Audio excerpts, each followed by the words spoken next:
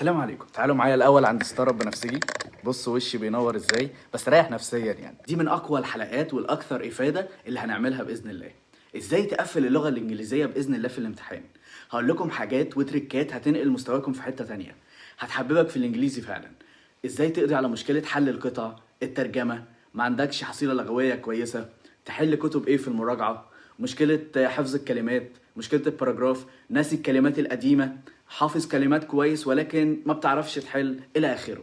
الفيديو ده من اهم الفيديوهات اللي هعملها يا جماعه، فركزوا جدا في كل معلومه هتتقال وكملوا الفيديو للاخر. انا دايما بحاول اختصر عليكم تقديرا ليكم وتقديرا لوقتكم. في العشر دقايق دول عايزين نقضي على كل المشاكل اللي بتقابلكم في الانجليزي. انا مقفل الانجليزي في اولى وثانيه وثالثه ثانوي بفضل الله. النهارده جاي اكشف لك اسرار الاوائل اللي مش عايزينك تعرفها. عايزكم احسن مني وربنا يكرمكم يا رب. الفتره اللي فاتت انا مقصر معاكم بصراحه، بس انا ما كنتش لاقي تشجيع قوي زي دفعه السنه اللي فاتت. فيا ريت يعني لايك للفيديو ده واشتراك في القناه وفعلوا الجرس لو مش مفعلينه، هتشجعوني جدا ان احنا نكمل باذن الله.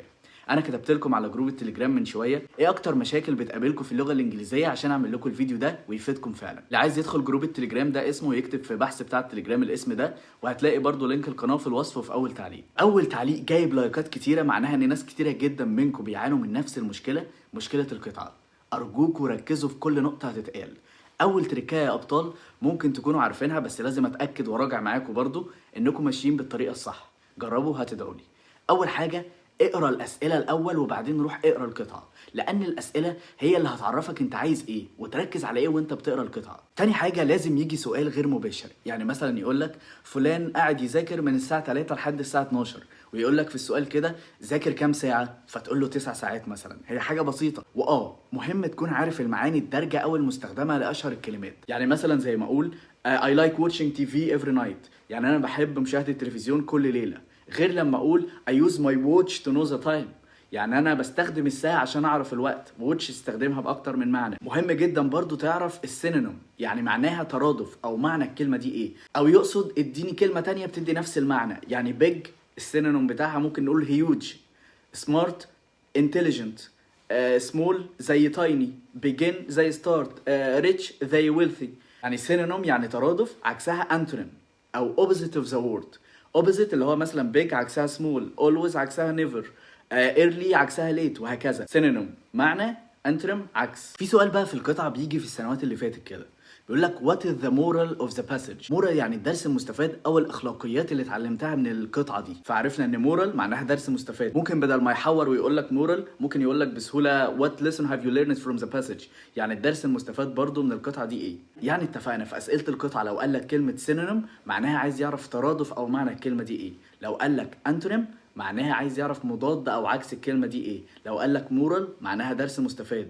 ممكن بقى ببساطه يقول لك what is the meaning of كذا او what is the opposite of كذا. ده طبعا هيبقى اسهل، بس انا عايزك تعرف التريكات اللي بيجيبها. طيب لو جالك كلمه بقى انت مش عارفها في القطعه، هتقرا الجمل اللي حوالين الكلمه دي وتحاول تخمن المعنى. لقيت تخمينك موجود في الاختيارات، تمام اختارها، او امشيها بالعكس. يعني شوف كل كلمه في الاختيارات وركبها مكان الكلمه دي. ايه احسن معنى او ايه المعنى المعقول؟ لو 3 مثلا ما نفعوش، يعني مستحيل تكون الجمله راكبه بالثلاث اختيارات دول وفي اختيار الرابع، فانت كده استخدم مهاره الاكسكلوجن او الاستبعاد. استبعدت 3 يعني الرابعه هي اللي صح، وهكذا. الموضوع عايز تدريب وحل كتير، وعايز اهم حاجه طبعا سواء في الترجمه او في القطعه حصيله لغويه كويسه.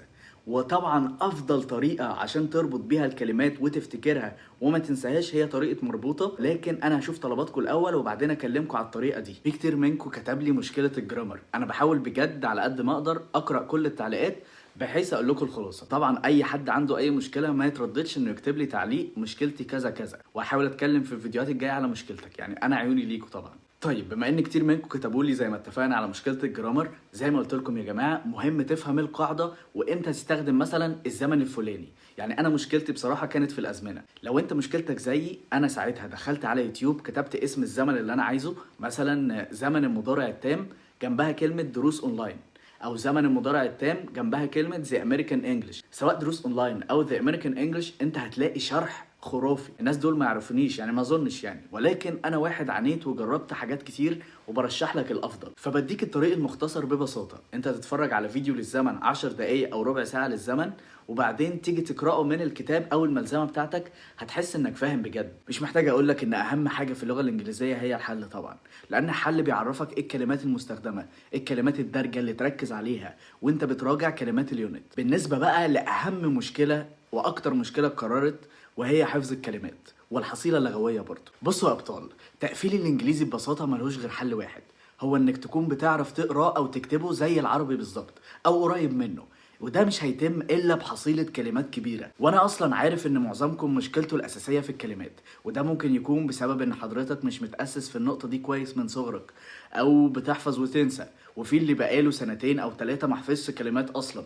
وكم الكلمات اللي محتاجين تحفظوه كبير، انا عارف بجد، ربنا يكون في عونكم يا رب. عشان كده الحمد لله اخيرا في مصر اتعمل موقع متخصص بس في كلمات اللغه الانجليزيه، تحفظها بقى وشرحها لدرجه تخليك تشوف امتحان الانجليزي بعد كده كانه مكتوب بالعربي. طيب اسم الموقع ايه؟ موقع مربوطه. الموقع ده بيعتمد يا جماعه على طريقه خرافيه في حفظ الكلمات، وهي طريقه الربط. دي افضل طريقه طبعا مثبته بالعلم في الحفظ، وبنستخدمها كمان عندنا في مذاكره الطب. تعالوا برضو نشوف مع بعض مثال عليها من الموقع. كلمة برايد معناها عروسة زي العروسة أم فستان، ومفتاح كلمة برايد هو براد، براد الشاي يعني. نربطها بقى، بص هتلاقي براد شاي لابس فستان كأنه عروسة.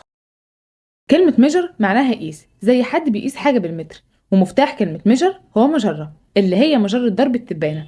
نربطها بقى، هتلاقي علامة فلك بتقيس مجرة ضرب التبانة بالمتر. كلمة شوك معناها يصدم أو صدمة. عارف انت لما حد تحصل له صدمة فيبان على وشه انه مصدوم؟ هو ده معنى كلمة شوك. والكلمة اللي شبه شوك هو شوك، اللي هو الشوك اللي بيبقى في الصبار. نربطهم بقى، تخيل شوك في صبارة مصدومة خالص بسبب الصدمة اللي اتعرضت ليها. كلمة دونت معناها يتبرع بدمه لحد، ومفتاح كلمة دونت هو دونت اللي هو حلوى الدونت. نربطها بقى، بص هتلاقي دونت بيتبرع بدمه لحد. كلمة جراب معناها يخطف حاجة من ايد حد او يمسك حاجة، والكلمة اللي شبه جراب هو جراب التليفون. نربطهم بقى، تخيل جراب تليفون بيخطف حاجة من ايد حد وبيمسكها، وكده عمرك ما هتنسى ان جراب معناها يخطف حاجة من ايد حد او يمسكها. المميز بقى في الموقع انه مقسم الكلمات لنوعين. النوع الاول وهو كلمات منهجك، وفيها هتلاقي كل كلمات الترم الاول والترم التاني مربوطين بالشكل اللي انت شفته من شويه، ومركزين جدا على كلمات المنهج الرئيسي اللي بيجي منها الامتحان، واللي الوزاره طالبه منك تحفظها. يعني تقدر تحفظ كلمات ترم كامل في اقل من اسبوع وتراجع عليهم في ساعه تقريبا. فدي حاجه خرافيه بجد. اكتر ناس هتستفيد من الموقع هم تالتة ثانوي، لانه بيأهلك ازاي تقفل الامتحان حرفيا. ولكن للامانه زي ما انتم عارفين، الاعتماد على كلمات المنهج لوحده مش كفايه، فعشان كده هم في موقع مربوطه عملوا جزء خاص لكلمات خارج المنهج، حوالي 5000 كلمه، ولكن ما يخرجش عنهم الامتحان. ومقسمين الكلمات دي ل6 مستويات وكورسات عشان كل واحد يبدا بمستوى يناسبه. يعني مثلا لو مستواك ضعيف او اقل من المتوسط، هيخلوك تبدا من كورس التأهيل، ودي هتبقى نقطة البداية بتاعتك معاهم، وفي مدة قليلة مستواك هيتطور لحد ما يوصل لكورس الإتقان. لكن لو مستواك أعلى من المتوسط لحد الجيد، هتبدأ معاهم من كورس التحسين، وده الكورس اللي بعد التأهيل. طيب ولو مستواك جيد، هتبدأ معاهم من كورس التفوق، وتدرج في المستويات بقى بسرعة لحد ما توصل لمستوى التقفيل بإذن الله. طيب يا أبطال، السؤال اللي بيدور في بالكم حاليا، لو أنا اشتركت دلوقتي هلحق؟ باذن الله سبحانه وتعالى هتلحق. خلي عندك بس العزيمه واعمل اللي انا قلت لك عليه، وهتلاقي نتائج كويسه باذن الله. يعني لو عندك فرصه بس تزود نفسك 5 درجات، ما تسيبهاش تروح من ايدك. يعني في معلومه بتقول ان كل 500 كلمه زياده بتحفظهم بيزودوا درجتك في الانجليزي 5 درجات. يعني لو حفظت 3000 كلمه، يبقى عندك فرصه تزيد 30 درجه مره واحده. دلوقتي هم عاملين قناه مخصوص على التليجرام لطلاب ثالثه ثانوي عشان يقفوا معاك من دلوقتي ولحد الامتحان. ادخل على القناه عندهم، هحط لك الرابط في الوصف وفي اول تعليق، واسالهم على تفصيل الاشتراك، وهتلاقي كمان عاملين خصم 20% على جميع الكورسات لما تستخدم الكود ده عمرو 20. وعايز اقول لكم يا ابطال، خلاص يعني كلها 3 شهور باذن الله، وهلاقيكم باعتين لي على انستجرام تقولوا لي دكتور احنا بقينا زمايل. انا ببقى في قمه السعاده حرفيا. اعزموني بقى وهاجي احتفل معاكم، يعني دي حاجه طبعا تشرفني. احاول انزل لكم فيديوهات على الانستا بتاعي برضو، اللي هو ده اسم اليوزر بتاعي، وهتلاقوا اللينك في الوصف في اول تعليق. ويا ابطال، عندكم اي مشكله اكتبوا لي في التعليقات، انا عيوني ليكم، وانا بتشجيعكم بكمل. كان معاكم دكتور عمرو البركي، سلام عليكم.